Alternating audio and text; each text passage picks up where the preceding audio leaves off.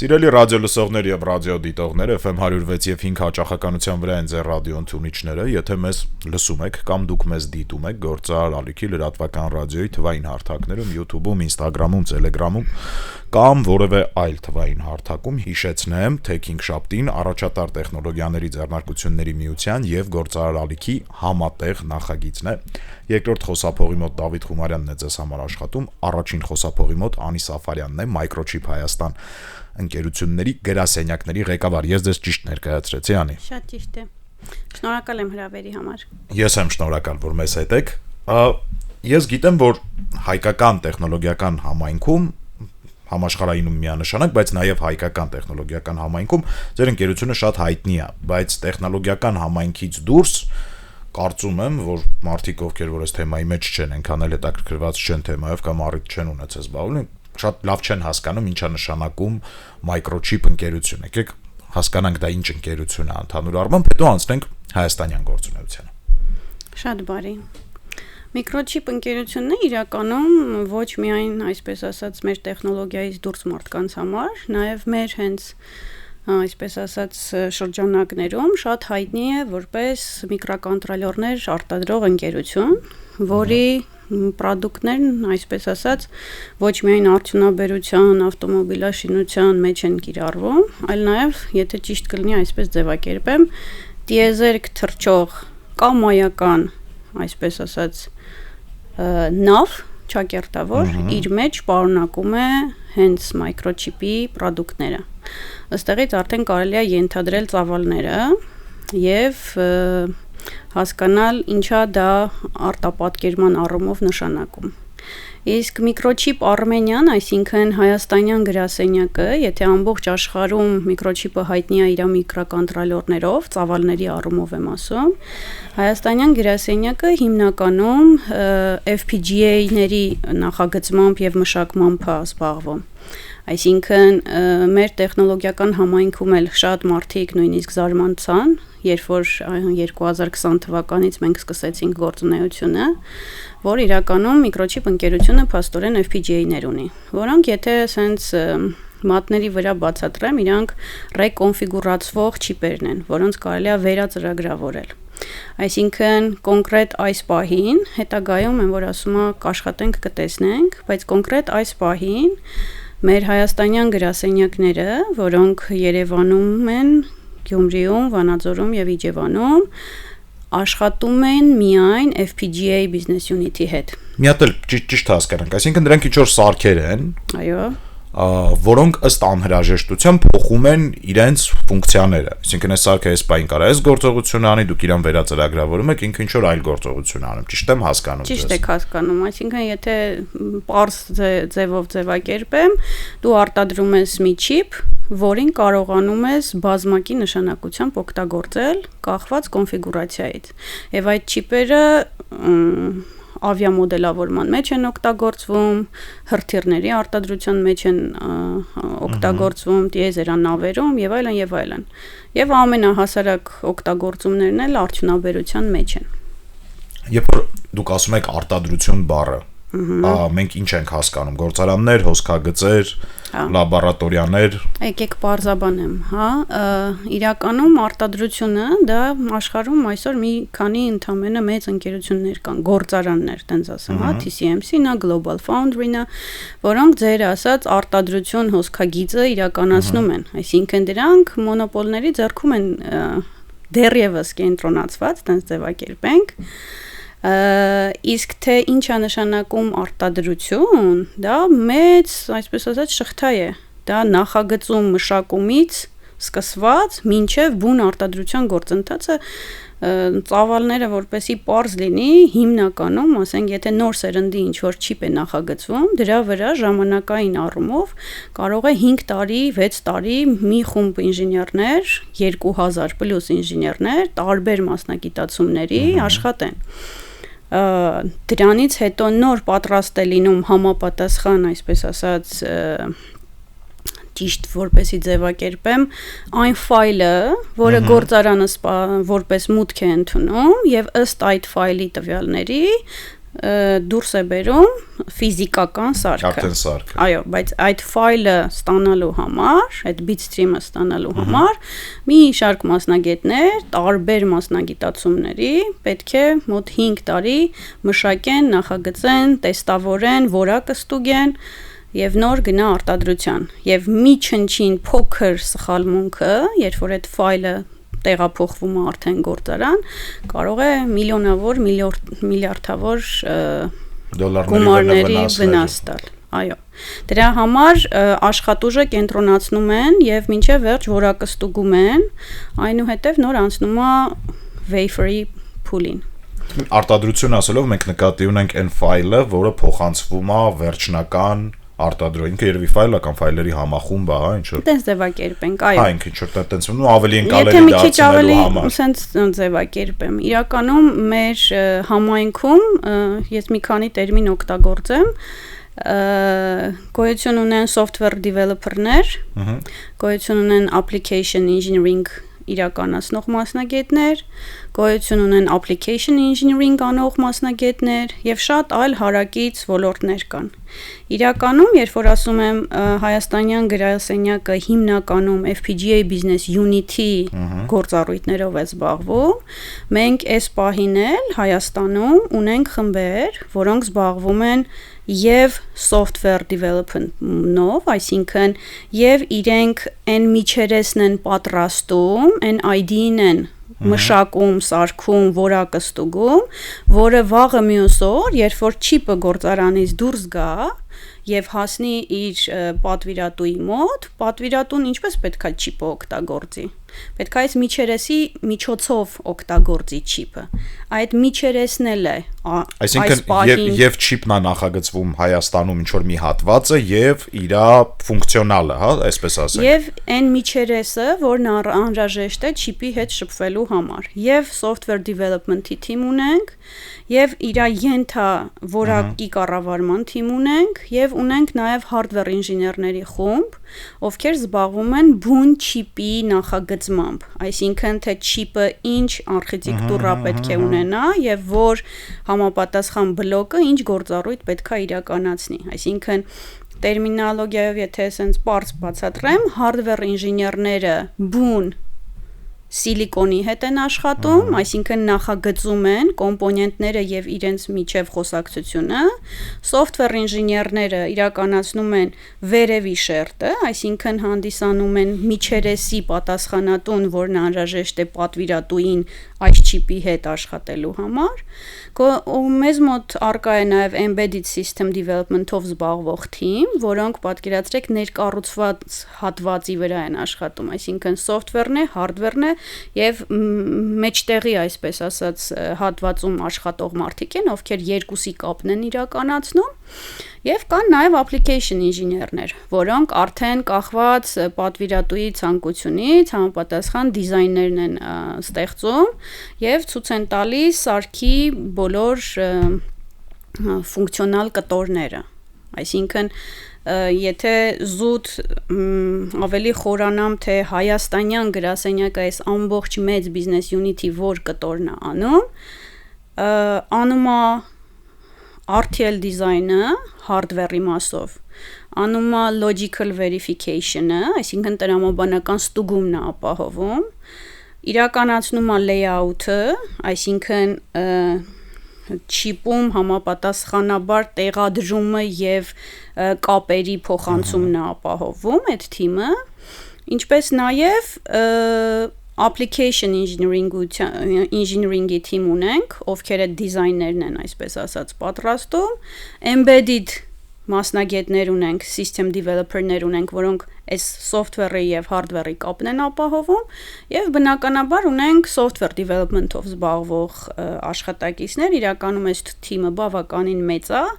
ովքեր հենց աշխատում են այդ միջերեսի վրա, որը դրսի աշխարհը տեսնում է, այսինքն դրսի աշխարհ ասելով պատվիրատուն, երբ որ սարքը գնում է, ինքը ինչն է առաջինը տեսնում է այն գործիքը, որով կարողանում է շփվել սարքի հետ։ Դա է հիմնականում, եթե անկեղծ շուկայում մեր հիմնախնդիրները ավելի կենտրոնացված են այս ներքևի հատվածում, այսինքն զուտի ինչ պատճառներով Հայաստանում այս պահին շատ ավելի հեշտությամբ կարելի է գտնել հենց software ինժեներներ եւ ոչ embedded կամ hardware ինժեներներ։ Իրականում ասեմ ձեզ, որ այդ մեր մշտական խոսակցություններն է դեռ լուսահոգի Կարեն Վարդանյանը, երբ որ մենք խոսում ենք, այսինքն այդ ոնց որ տենց կարմիր գծով անդադար զրույցներով անցնում էր, որ մենք hardware ինժեներների խնդիր ունենք, որ մեր մոտ soft-ը շատ կտրուկ առաջ գնացել, կտրուկ առաջա գնացել hard-ի հետ համեմատ, հա, որ մենք տենց շատ մեծ տենց բան ունենք, խնդրեմ ունենք, սիմետրիկ չեն զարգանում իրանք։ Պատճառներ կան, եթե կցանկանաք ըստ իս պատճառները, հիմնական պատճառները երկուսն են։ Նախ առաջինը hardware ինժեներ դառնալու համար, եթե ես ուսանողի աչքերով նայեմ, եւ հիշեմ նաեւ իմ ուսանողական տարիները, թե որոշում կայացնելուց որ ուղղությամբ ես ուզում գնաս, hardware ինժեներին անհրաժեշտ է, եթե մոտավոր հաշվարկներով ասեմ, 3 կամ 5x ավել ժամանակ, քան software ինժեներին, այդ նույն սանդղակում հայտնվելու համար։ Այսինքն նույն մակարդակի ինժեներ դառնալու համար, այսինքն ինքը շատ ավելի շատ պետքա չարչարվի, որ դառնա hardware ինժեներ։ Երկրորդ հիմնական պատճառը այն է, որ միջազգային կազմակերպությունները ինչ պատճառներով, ոչ միայն Հայաստանում, այլ նաև ամբողջ աշխարհում, hardware engineering-ի compensation package-ը ի տարբերություն software-ով զբաղվող ինժեներների թերագնահատել են, այտենց ձևակերպել։ Բայց ամենակարևորը չի ամեն, այսինքն ավելի բազային չի hardware-ը։ Կարևոր եկեք այտենց չձևակերպենք։ Դե վերջը software-ի հետ hardware-ի վրա աշխատի, չէ՞։ Հա։ Դա ֆունդամենտալն է, որը որ հիմք է ծառայում, այսինքն դու տունդ չես կարող սարքել, եթե հիմքդ պինդ չլինի։ Բայց սա ավելի գեոպոլիտիկալ, այսպես ասած, խնդիրներից է գալիս։ Դու չես կարա իրան ներկես, չէ՞, ինչ-որ բան պետք է լինի, որ դու իրան ներկես։ Ճիշտ է, շատ ճիշտ եք, բայց դա այլ թեմաներով է, թե ինչու է այդպես դասավորվել։ Այսինքն մեկը այն կողմից է, որ զուտ իրոք դա դժվար է սովորելը, համեմատականով եմ անցկացնում։ Երկրորդը, այսպես ասած, մոտիվացիան ավելի փոքր է լինում աշխատակցի, նորեկի աշխատակցի չասեմ, նորեկի, ով որ ուզում է այս աշխարհ մտնի, որոշում կայացնի, որ ուղղությամբ գնա, եթե զուտ իր սիրտը չի ուզում ինչ գնով էլ ուզում է լինի, ես դառնալու եմ hardware ինժեներ, ապա շուկան ուսումնասիրում է ու հասկանում է, ես 10 տարուց որտեղ եմ ուզում հայտնվել։ Ըստ այդմ որոշումներն է կայացնում։ Եվ մեկ գործոն կա, որը արդեն ոչ թե ընդհանուր, այսպես ասած, համատարած է, այլ զուտ հայաստանյան շուկային է վերաբերում, ապա եթե ես հետադարձ հայացք գցեմ, թե ինչ, այսպես ասած, ինսենթիվներ են եղել մինչ այժմ կառավարության կողմից եւ այլն, ապա իրենց հիմնական ուղղությունը եղել է software-ը։ Նոր ենք մենք, որ ըստ քննարկումների, ըստ հանդիպումների, ոնց որ հասկանում ենք, որ վայ hardware ուղղությամբ էլ պետք է գիտեք ոնց է, ինչը ստացվում է, կառավարությունը որոշում է ինչ-որ ստացվող բանի վրա, դա, այսինքն 0-ից չի ուզում չարչարվի 0-ից, դե տեսնում ես սա ստացվում է, այսինքն կոպիտ ասած փորձում է հաջողությանը փայ մտնի, էլի, ոչ թե ուզում է 0-ից հաջողության հասնի, այլ ուզում է եղած հաջողության վրա։ Եկեք sense ձևակերպեմ, Հայաստանը երկար տարիներ երրորդ սորտի երկիր տգեղաձևակերպումը եւ իրականում շատ եմ նեղվում, բայց իրականությունը դա է, այսինքն մեր երկիր արտապատվիրվող գործերի մեծ մասը եղել է հենց այդ բնագավառում։ Հայաստանին չեն վստահել տալ այդ ֆունդամենտալ գործը իրականացնել։ Դրա համար էլ բնականաբար բոլոր, այսպես ասած, հետևանքները այն են, ինչ որ ունենք։ Այսինքն ձեր ասածի նման կառավարությունը այնտեղ է, այսպես ասած, ուղղությունը ցույց տալիս, որտեղ որ մուտք կա։ Երկար տարիներ արտասահմանյան միջազգային ընկերությունները արտապատվիրմամբ, երբ որ զբաղվում էին հայաստանյան ստարտափները, հիմնականում եղել է mobile web software development-ի աշխատանքներ։ Չի եղել այսպես ասած ներքևի hardware ուղղությամբ։ Եթե sense մասշտաբներով նայեմ, մեր ընկերությունը թվականակով էլ, եթե sense տոկոսներով նայեմ,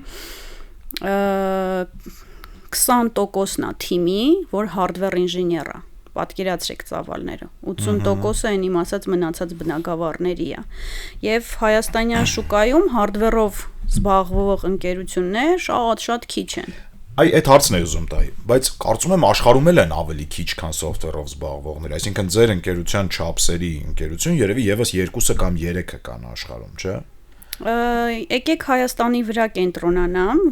որովհետև միջազգային գրասենյակներ արդեն իսկ այս մեծ ընկերությունները Հայաստանում ունեն։ Այսօրվա ժամանակացույցով մենք ունենք Synopsys-ը, ով որ ունի hardware-ով զբաղվող թիմ։ Մենք ունենք Cisco-ն, ով որ ունի hardware-ով զբաղվող թիմ, ունենք Groove-ը նաև, փոքր ընկերություն է, իրանք էլ են զբաղվում hardware-ով։ Մնացած այլ ընկերությունները հիմնականում ունեն software development-ով կամ application engineering-ով զբաղվող խմբեր։ Այսինքն շուկայում երբ անում են ինչ դուք անում եք, բայց Հայաստան են բերում մենակ այն գործերը, որոնք որ software-ին են վերաբերվում, հա, տենց դեռևս այո։ Այսինքն շուկայում, երբ որ մենք կադրային ռեսուրսի խնդիր ունենք եւ փորձում ենք համալսարանների հետ աշխատել, դպրոցների հետ աշխատել, հա, մենք այդ բացը փորձում ենք մեր դասընթացներով, վերապատրաստումներով լրացնել, որովհետև այսօր, եթե դու ուզում ես, ասենք, մասնաճյուղում գտնել 3+ կամ 5+ տարիների փորձ ունեցող մասնագետ, դա ուղղակի անհնար է, որովհետև այդ կադրերը եթե եղել են, ապա այնտեղ չեն մնացել, տեղափոխվել են Երևան եւ այլևս, հեն որ ասում եմ, ցանկություն էլ չունեն տեղափոխվելու։ Անի մարզերի մասին դեռ կխոսենք, որովհետև գիտեմ դուք էլ ասացիք, որ մասնաճյուղեր ունեք, վերջին տարիներին, երբ խոսում են տեխնոլոգիական արտահանումից, իսկ դա հենց այն է, ինչ դուք անում եք մեծ հաշվով, հա, անդադար մենք բախվում ենք դրամի արժևորման խնդրին, որին որ բոլորն են երևի թե բախվել, էլի, ոնց է ձեր մոտ վիճակը այդ առումով, արդյոք կորուստներ ունեցել եք, թե չեք ունեցել, ոնց է ազդում դա ձեր վրա։ Եկեք սենց մի քիչ ավելի comprehensive պատասխանեմ, որպեսզի պարզ դառնա, հա։ Եթե մեր պատմությանը նայենք, մենք այո սկզբում արտապատվիրում էինք անում, այսինքն 2020 թվականի օգոստոսին, երբ որ ընկերությունը Instigate խումբ ընկերությունների մեջ ծնվեց Instigate կիսահաղորդիչներ ընկերությունը 8 հոգանոց թիմով սկսեցինք աշխատանքները, մենք այդ ժամանակ հանդիսանում էինք Instigate կիսահաղորդիչներ ընկերության աշխատակիցներ եւ արտապատվիրում այսպես ասած գործառույթն էինք իրականացնում միջազգային գիգանտի համար, տենց ձևակերպեմ։ Այդ ժամանակ այս տատանումները շատ ցնցուն կերպով ազդում էին։ Երբ որ եկավ 2023 թվականը եւ տեղի ունեցավ ձեռքբերման գործընթացը, այսինքն Microchip ընկերությունը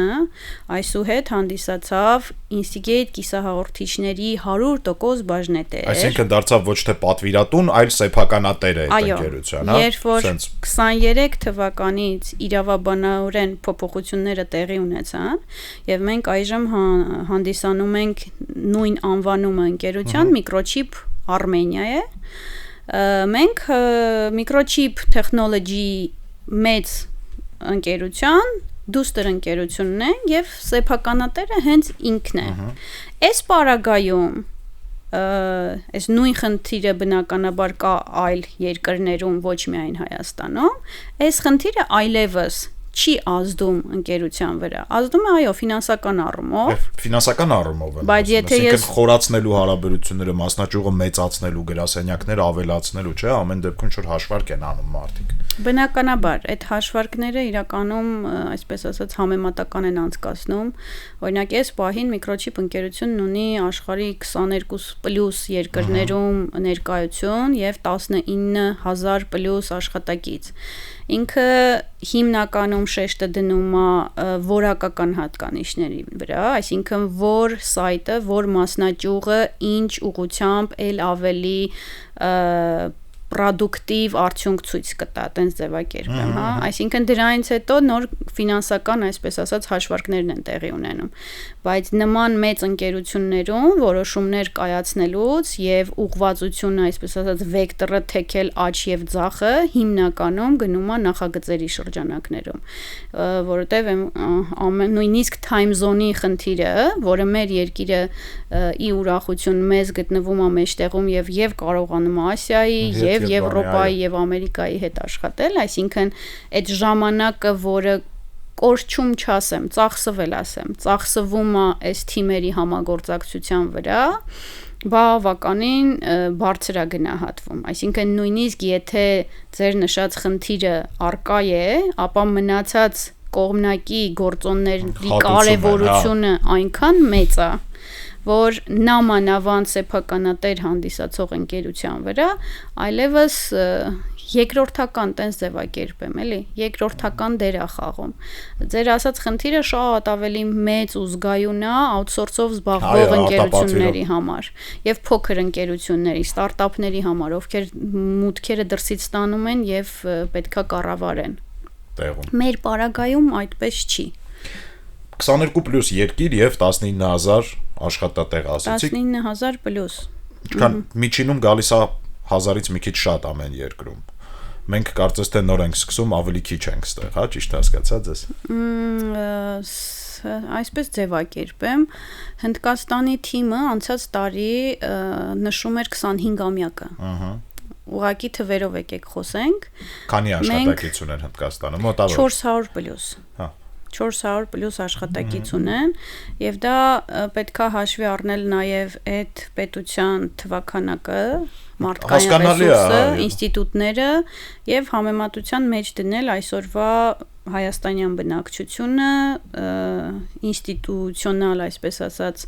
կադրերի հոսքը, որը հնարավոր է ապահովել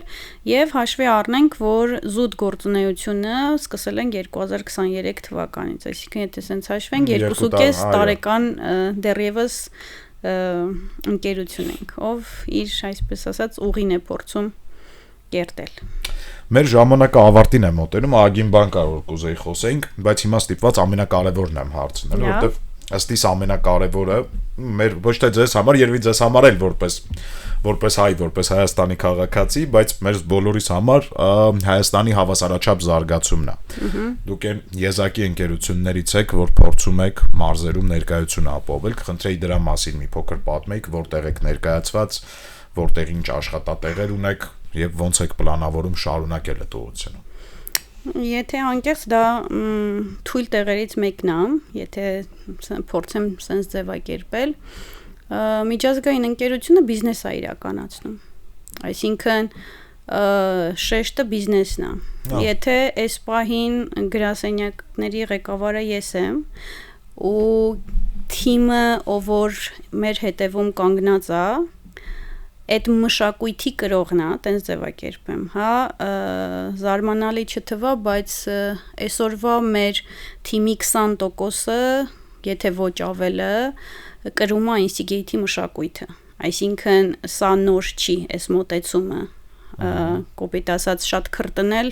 բայց պահել ապակենտրոնացումը, բայց այդ ժամանակը ռեսուրսը ծախսել, կադրերին վերապատրաստել, որտեղ բոլորս գիտենք, որ Երևանում մենք այսօր խնդիր ունենք։ Դա համեմատության մեջ դրեք, թե մարզերում ինչա կատարվում։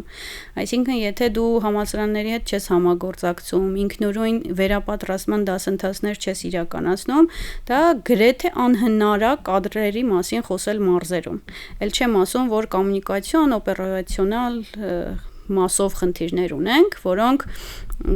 տարական օրինակ բերեմ, նույնիսկ Իջևանի մեր մասնաճյուղում, երբ որ զուտ ուզում ենք գրասենյակային կառավարման հետ կապված խնդիրներ լուծենք, ՀՎՀ-ով աշխատող ընկերություն չենք կարողանում գտնել։ Պատկերացրիք, այսինքն եթե sense ձևակերպեմ, ամեն մի ընկերության մուտքը մարզ խրախուսումը, որ կողքի ինֆրաստրուկտուրան զարգանա։ Իսկ եթե դա այո, իր հետևից բերում է, տեսնում են եւ սկսում են այդ ուղղությամբ քայլեր ձեռնարկել։ Մեր պարագայում այս մշակույթը կիսելով, ոնց որ ասեցի, մենք արդեն իսկ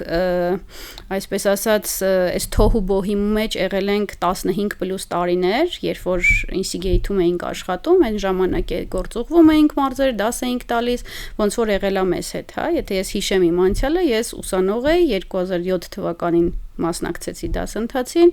այնուհետև առաջարկ ստացա աշխատանքային եւ սկսվեց այդպես իմ աշխատանքային ուղի։ Եթե այսպես ձևակերպեմ,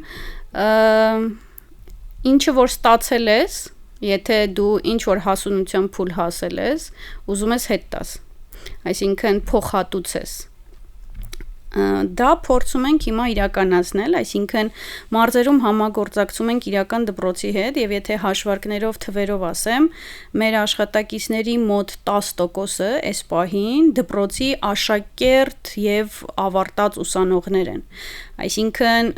կադրեր ունեն ում վերապատրաստում ենք մենք արդեն, կախված նրանից, թե որ ուսանողին որտեղ ենք պատկերացնում, որ ճիշտ կլինի տեղավորել, այնուհետև վերցնում ենք աշխատանքի որպես փորձնակ, ինքը սովորում է դպրոցում եւ մեզ մոտ աշխատում է, թեկուզ եւ 15+ տարեկան է, ընդամենը 15-16 տարեկան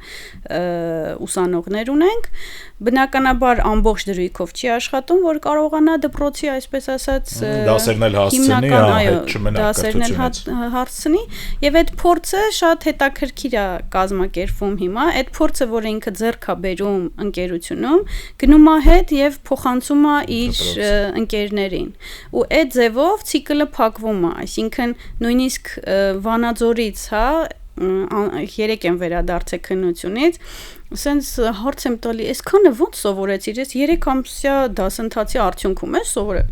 Չէ, ասում է, ես գիտեք, առաջի կուրսից ես ամբողջ դպրոցի նետվորքը ես եմ հավաքել։ Սենց հասկանում ես, որ այս երեխեն hands-on փորձառությունը հենց այնտեղ է սովորել, այսինքն իրական դպրոց, իրական նախագծերի վրա, ոչ թե գիրքն է բացել, չնայած հիմա երիտասարդությունը գիրք բացել չի սիրում, ինտերնետ պետք է ասեմ, ոչ թե ինտերնետն է բացել, տեսել, որ հարցերին պատասխանները գտնի եկել է քննության, այլ մարդը իր կաշվի վրա բոլոր խնդիրների միջով անցել է ու արդյունքը անհամեմատելի է։ Այդպես էլ համագործակցում ենք, այսինքն կադրերին վերապատրաստում ենք, համագործակցում ենք ինստիտուտների հետ, դասընթացներ ենք իրականացնում ու եթե անկեղծ այդ ամբողջ բեռը թիմի ուսերին է, այսինքն այն թիմի, որ հավատում է վաղվա ապագային, հավատում է, հասկանում է եւ ուզում է տա եւ Երևանում չկենտրոնանալ։ Մեկ-մեկ շատ եմ օգտագործում, ասում եմ, եթե ուզում ենք մենք 10 պարկ մեր ուսերին վերցնենք 2 պարկի փոխարեն, ապա հետևանքների մասին պետք է հասկանանք եւ կես ճամփին այդ պարկերը չթողենք։ Եթե հասկացել ենք, գնում ենք առաջ։ Սիրելի ռադիո լսողներ եւ ռադիոդիտողներ, ցավոք սրտի մեզ հատկացված եթերաժամանակը ավարտին մոտեցավ, ես դեռ մի 2-3 հարց ունեի, հենց որ հույս ունեմ, որ առիթ կլինի Անիի հետ նորից կհանդիպենք, հիշեցնեմ, Անի Սաֆարյանն էր մեր տաղավարում Microchip Armenia ընկերության գրասենյակների ղեկավարը Հայաստանում, ձեզ համար Դավիթ Խումարյանն էր աշխատում երկրորդ խոսափողի մոտ, շարունակեք լսել Գործարար ալիքը։